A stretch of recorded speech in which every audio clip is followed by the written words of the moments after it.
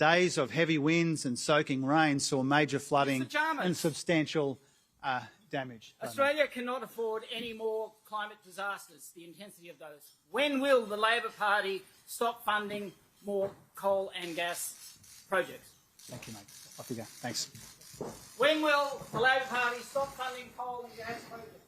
When will the Labor Party stop funding coal and gas projects? When will the Labor Party stop funding? Now, at its worst, the heavy weather, the major flooding and the substantial damage meant that more than 450,000 Australians were cut off from power. Mr Chalmers, that were 8 days without power. The young people of this nation are going to suffer for the rest of their lives. When is Labor going to start funding and approving new coal and gas? You cannot say you are dealing with a disaster while you are funding the disaster. More than 450,000 Australians were cut off from power, the most ever in this part of the country at once. Now, we're still getting a handle on the economic fallout, but the cost will be substantial. And the budget will book Treasury's best initial estimates, an immediate hit to GDP of up to $1.2 billion. And this could wipe 1/4 percentage point off quarterly economic growth. And with businesses temporarily shuttered, the economy shed about 12 million work hours. It could also lead to upward pressure on inflation, from building costs to damaged crops raising prices for staples like fruit and vegetables. As of yesterday, 63,600 insurance claims had been lodged, with early modelling suggesting losses covered by the reinsurance pool are around $1.7 billion.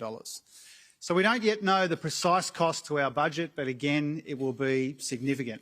We've already co-sponsored with the states $30 million worth of support for immediate recovery costs, repairing roads and infrastructure and cleaning up parks and community centres. And millions of dollars of support are already flowing to people in the form of hardship payments and allowances, with more of that expected. Now, this budget will reflect some of those immediate costs and will make sensible provisions for more to come. I expect that these costs and these new provisions will be in the order of at least $1.2 billion, a substantial amount of money, and that means a big new pressure on the budget.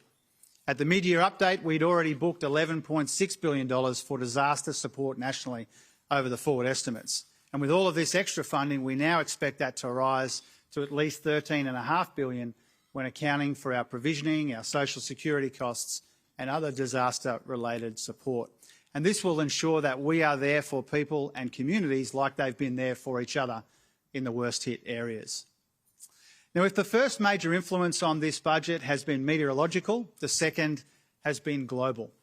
This is a new world of uncertainty. The global economy is volatile and it's unpredictable. There's a new US administration disrupting trade. There's a slowdown in China.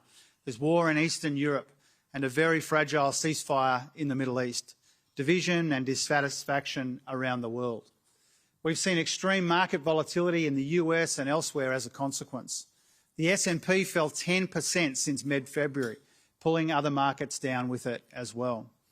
Now, even in the most benign scenario, global growth over the next 3 years is expected to be its weakest since the 1990s.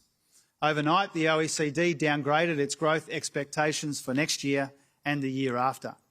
And Treasury forecasts in our budget will have Chinese and American growth slowing to around 4.5% and 2% next year, respectively.